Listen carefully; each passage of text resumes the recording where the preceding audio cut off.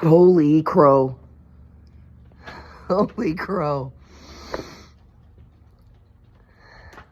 When we first started that first Beezus channel, the very first post, the whole reason why Beezus was because of that man. He's the man. And the world should know. Period. This is the very first thing we were...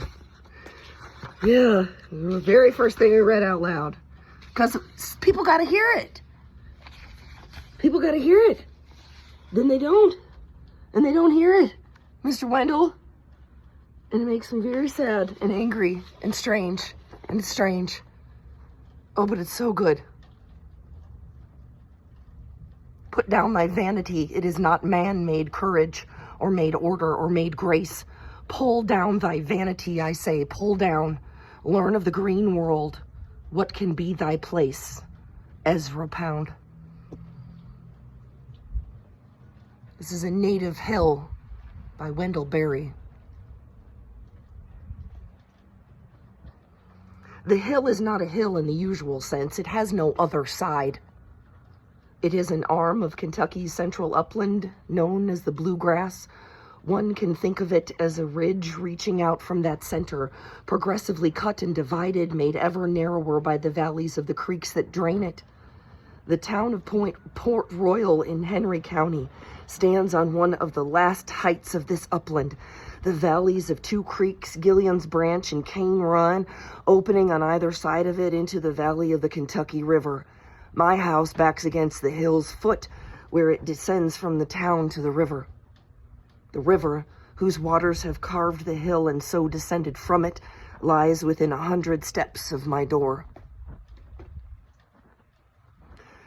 Within about 4 miles of Port Royal on the upland and in the bottoms upriver, all my grandparents and great-grandparents lived and left such memories as their descendants have bothered to keep up. Little enough has been remembered. The family's life here goes back to my mother's great-great-grandfather and to my father's great-grandfather. But of those earliest ones, there are only a few vague word-of-mouth recollections. The only place antecedent to this place that has any immediacy to any of us is the town of Cashel in County Tipperary, Ireland, which one of my great-grandfathers left as a boy to spend the rest of his life in Port Royal. His name was James Matthews, and he was a shoemaker. So well he did fit in his life into this place that he is remembered, even in the family, as having belonged here. The family's only real memories of Cashel are my own, coming from a short visit I made there 5 years ago.